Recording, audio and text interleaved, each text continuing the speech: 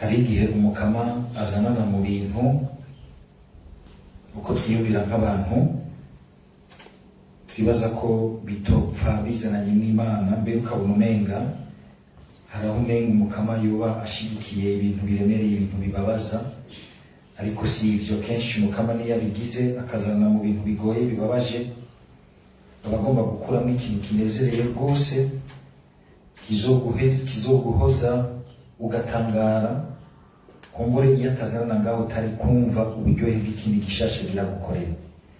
Nibitwumvise Imana ingene yaje kubwira Ibrahimu iti ivyo Sara yagusavye vyemera ubikore, kuko shaka ko usigarana na Isahaki kugira ngo mpeze abariwe tuzobandanya n'isezerano. Burya nawe ndamufise kundi mugambi, nawe nyene nzomugira igihugu gikomeye. Kungamanda ibigisha nti tube twitonda, ibintu bimwe birashobora kuboneka inyuma bisa, ariko vy'ukuri imbere y'Imana bidasa, mu mutima uri muri ivyo bidasa. Imana omenga ivuze ikintu gisa n'ica Sara, sivyo none? Omenga yashigikiye Sara, kandi Sara burya ntiyari yoroshe. Hari abagore bamwe usanga batoroshe hafi y'abagabo babo. Sara ntiyari yoroshe. Muribuka yuko niwe yaje gupompa mu mutwe kwa Ibrahimu amubwira ati ingo ndakubwire umenga uguru basinziriye urigi wiji cyangwa ugende guhagara niho Imana ishaka kuduha umwana.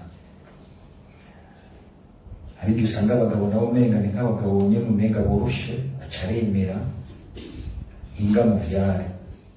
Sara bongera aramutandukira rero, sinzi ingene Agari nawe nyene yari yamaze kubona yuko avyaye, atangura kwipompa kuri Nabuja, kuko yagira ati wowe nta mwana ufise. Abantu mukunda kuja kwipompa hambavu y'abantu batavyaye canke batubatse, ugasanga muriko mubasukamo umutima mubi, hakumuremesha no kumuherekeza muri ayo mageragezwa. Urabenga ugira ikingo cyo kurondera umugabo, ibintu vyinshi ugasanga uriko ntikurumviriza neza ubuzima ingene bumeze. Hariho abantu benshi uyu munsi bicuza igituma bagiye kubaka nk'akarorero kubera basunitswe bashuwe n'abandi. Enda tuzogukorera, hageze kurukora umushize muri komiteka kuko azi yuko ategerezwa gusheta amahera. Mugabe igihe yamushuhura niwe yaca imbere y'abandi. Hari abantu benshi uyu munsi batoka yuko bari mu mugabo bari mu muriro udahera, mugiye kuganira bumva umenga bavuga bati ico dukora ngaha tugatangura bishasha. Umwe wese akagira inzira yiwe. Sara acagaruka kwa Ibrahimu ati aka kagaye n'aka gakengerwe niwe ukabazwa, je ndakabazwa si wamunzaniye. Ntukabazwa gute? Mbwi Ibrahimu akavyihanganira. Ibrahimu tukamubona nk'umuntu afise umutima uzi kwihangana, ntashoke atwarira hejuru ingene ibintu bimeze, ntankeka nk'ibi vyashitse ukumva umenga umuntu ari mu gacere k'umuntu asenga, azirikana yibaza ati mbe ya mwana twumva isezerano ibirabizi, ibi ngiye kwiki? Kandi Imana ikaza ikamwishura, akarindira. Ukurindira ku Mana ikintu gikomeye dukeneye kuzirikana. Twitondere izi Mana tuzanirwa n'aba badadi, abaprofeta, abapotre. Imana umenga ubwira caca bigace bikoreka. Muze muritonda ntimugwe mu bitego. Sivuze ko bidashishuka yuko Imana ikora ikintu inyarutse, mugabo muvyitondere. Turabona mu nshuti zayo zose iyo igomba kubakorera ibintu bikomeye irabitegura neza ikavyitondera. Raba n'ingene kugira ngo nayo nyene ize yafashe nanzuka ngo turirimba kunoye imyaka ibihumbi yose, mugabo uje kuyisaba mukamunyarukiriza, kandi utabigize caringira ku mupfumu warazi kubinyarutsa.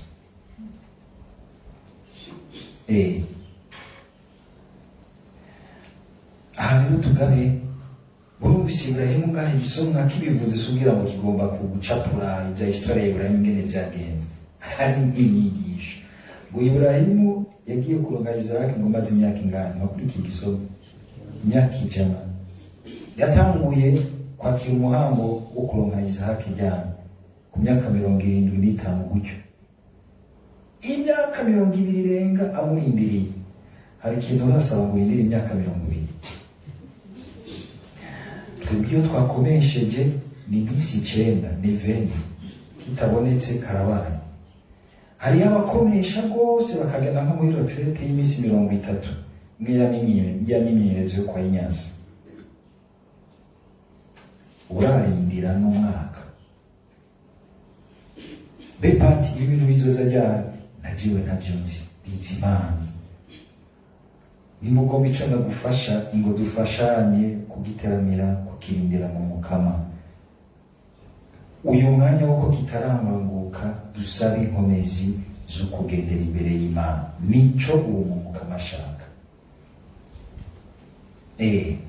Ibrahimu yategerezwa kubirindira uko kurindira ko aramureze muri we akaba umuntu afise une grande patience ico kintu c'umuntu arindira ari patient ari prudent uyu munsi kiriko kiradutakarana kubera ibi bintu by'ubuhinga bwa none biguma bizana ibintu bihindagurika umwanya wose byusinze abantu ariko baridoga bati tugomba tubeshuze dusubire twisubiza gahuza aho yaducafuje umva ndababwira nti bireke hinge hazi yindi nkuru ntibizomara iminsi ibiri bizoba birengana hazoraba neza sinzi inkuru ije yo kuri WhatsApp cyangwa kuri Facebook twoca tuyishira ko durée d'opération dufate nka 12 heures kuko iyo mu masaha 12 hagiye indi shasha ikifuta bimwe bya mbere suko bimeze cumega bibagiye mu kanya nimwagomba kuja kunyinyana kwisigura kwiyerekana ngo bimeze uko atureshera ahubwo uzoba uriko uratuma ibintu umenga birarambira kuko ushizeho gishasha bicasubira kuvyuka bushasha zuguru uri kuriyuhishiza ubusa bireke birengane mu kanya gatonya babitayigiye haje ibindi bishasha bice bisubirira ariko Ibrahimu suko agakurikirana mu bwitonzi unaho murumvise Sara araje abonye abo bana ibitambambuga bariko baratwenga bahinga bariko bakina hamwe isharira amufata kurwo rwana guyo muyaya ngaho sishaka ko ruzotorana hamwe n'umwana wanje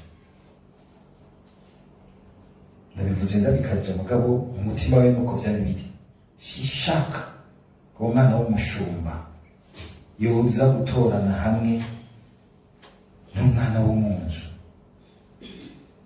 Ibrahimu biramuremera gafata umwanya akabaza Imana ari umugabo uno munsi acaja kubaza mu kabari abandi bagabo uwo mugore akurengera genda ubanze umuha amakofi suko muhandurana ngo ubare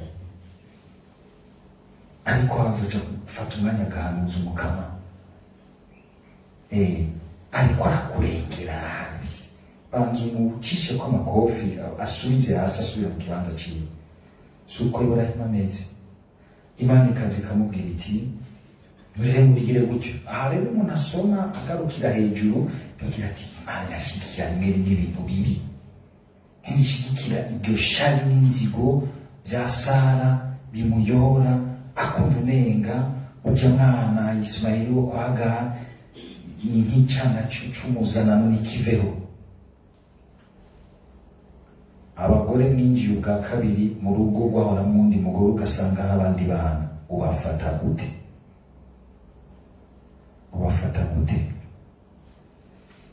kandi nuko benshi usanga bameze kwigwegerako kutumva neza ubuzima bwa mugenzi wawe nabwo agaciro bufise n'iteka bufise imbere y'Imana hano nagomba rero mwicare neza twumva aho bitandukaniye ivy'Imana n'ivyagana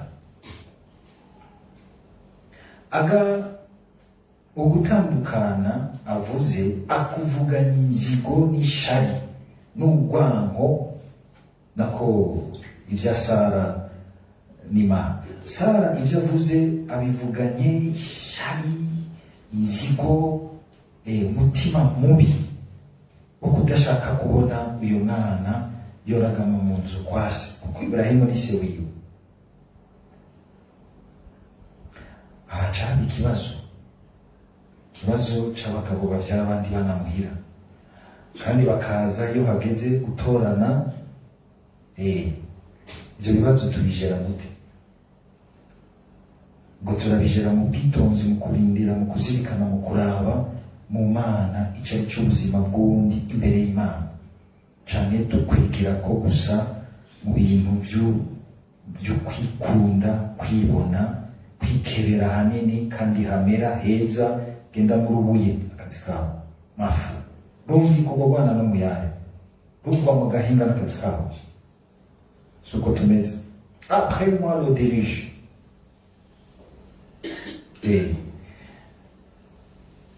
Ivyo Sara asavye birimo umutima mubi, birimo inzigo, ariko ikintu asavye harimo ikintu ciza: gutandukana. Hariho gutandukana kwiza cyane, kandi kenshi gutandukana kuraheza kukanagura ibintu, kugatuma umuntu atera imbere, ariko kurababaza. Hari igihe kubabaza, kandi kurababaza rwose. Nko muri iki gihe abapati n'ababikira turimirije gutandukana n'ivyo twahoramo. Uko bakutashe barakumenyereza gutandukana, separation, akazi k'inomination gishasha, ahantu namaze kuhagira abagenzi, namaze kuharyoherwa, ubutumwa bwari buryoshe, have genda tandukana naho hantu. Kandi gutandukana si ugutandukana gusa n'ibintu bibi, hari igihe Imana igusaba iti tandukana mbere n'ibintu vyiza, kuko ubwiza bwavyo n'ubw'igihe urahejeje. Ubwiza bw'ivyo ngomba ngushikane mu bundi bwiza, mu bindi vyiza udashobora kubona n'amaso yawe kuko agarukiza. Mugabo jewe ndabikubonera. Emera urya umutima amenyo, tera intambwe. Hari n'igihe bikugora gutandukana, ugasanga umenga Imana yaretse ibintu bigusunika bikagutandukanya, bakakwirukana nko mu kirikira canke mu gipatiri, mu gifure karira, Imana ngo bitamo ubuzima bushasha, tamwe ibintu bishasha. Uriya yakwirukanye nka Sara, akazosigara amaramara, akazosanga rimwe araje kugukenera, araje gusaba nk'amaserivisi. Ticara ngaho yarungire nanje kirya gihe wampoye iki, uza kumukora kwitamo, mugabo sikiza gukora kwitamo umubiri. Avuga ni gutandukana n'ibintu bikenewe. Mbere urabe umuntu kugira ngo akure ategerezwa gutandukana. Umusore umwigeme agombye kuguma mu ijipo ya mama wiwe ntaco azovamo. Tandukana kurya kugira ngo uze mu nzira, byagusabye kuva mu banyi iwe, baracumura kugira ngo ushobore kugira ubuzima. Yaje ku isi azararira, ntanzi mugabo ko hari ibintu vyiza byinshi murindiriye. Hari ibintu bikuboshe mu bushumba kubona buriya, hari Imana igusaba iti by'umutima amenyo iyo relation rungika ivyo bintu. Taruko wanse abo mugabo hariho umugozi w'ikibi ugufata n'inje n'ibiriya, uce canke uhindure, emera uhinduke, muve muri ivyo bintu, mubake ibindi bishasha. Ntivyama vyoroshe. Urabona nk'ubu baciye ikintu kirasesa amazi canke amaraso, ukabona yuko naco cababaye, ariko abahimirije kwiyubaka ikintu gishasha. Ni nko gututura igiterwa, tagitutuye ntigisubira kunagabirana ngo kizane amashami mashasha n'ivyamwa bishasha n'ivyimburwa bishasha. Ariko Imana uko yabisavye Iburahimu biratandukanye. Imana ikamubwira iti ihangane uvyemere, kuko uyu mwana ndamufise ku mugambi nawe nyene nk'uko ndawufise kuri Isahaki. Mugabo birakenewe ko batandukana hakiri kare, kandi Imana ikabibona. Mwibaza aba bahungu iyo bose bakorera kwa Iburahimu, menga bariko baratumenga bakiri ibitamba, mboga ntibaraca ubwenge. Inge batanguye guca ubwenge bw'ibisigi, bw'ibihari, ivyo bazotora. Baramaze kubona ingene bica n'abavuka. Mugabo Iburahimu Imana ikamubwira iti bigire kare. Ejo naho ariko baratwenga bashobora kuzojyana bakamarana bikakubabaza gusumvya. Hari igihe twanka akantu katubabaza agatima iretse ariko kazurindira kuvyumva ubabaye cyane, ubabajwe cyane. Ibrahimu n'umutima uremerewe aravyakira, ntiyarazi ko yuguruye inzira shasha kuri Ismaili no kuri Isahaki, inzira y'umuhezagiro w'Imana udasanzwe kuri umuntu umwe wese. Rero arafise inzira yiwe, ntitugume muri bimwe byo gutwarwa cyane n'ikibabagwe.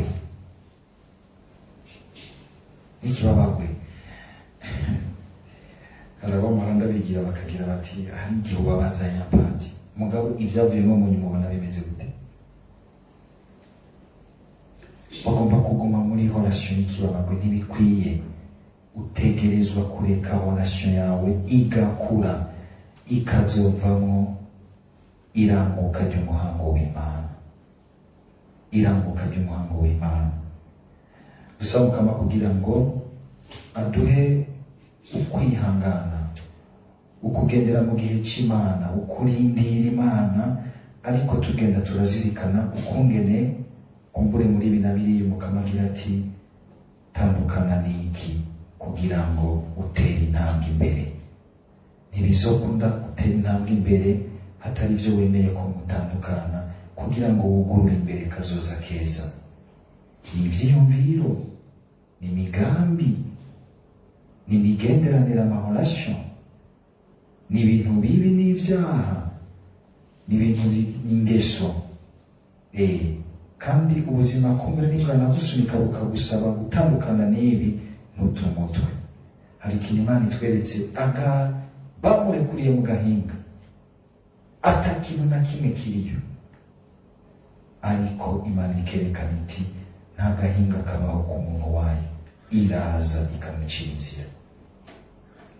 Izi kubabwira umubikira bigeze kwirukana bamutawemera nk'ugiye mu gahinga.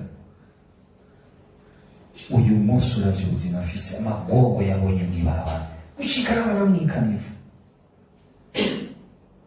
Mugabo arateba arahura n'umuntu mpatira umutima mwiza mwiwe ati ingo mva muri iryo barabara nako gahinga.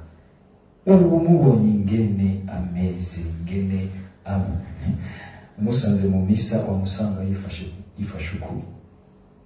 Mbeko umenga we wamumenga urajumarari. Tinibaza ko arujumara gati igihe cyose ninjiye mu misa ndaraba Yezu nkavuga nti uri gitangazo uratangaje kubera ati jewe ndi wawe undi yavuye hahandi. Akakemurukima uguca bugufi kwiwe. Ariko twebwe iyo tugiriye akantu jewe bagiriye wavuye. Dusaba Mukama kugira ngo n'igihe n'ubuzima budusubiza ukamenga buturekuye ahantu hateye ubwoba, ntiwige gukekeranya gushika aho ushobora gukekeranya kw'Imana ikikubona. Igihe ugihumeka nuko Imana ibigize iti impuhwe zanje ziracari kuri wewe. Amen.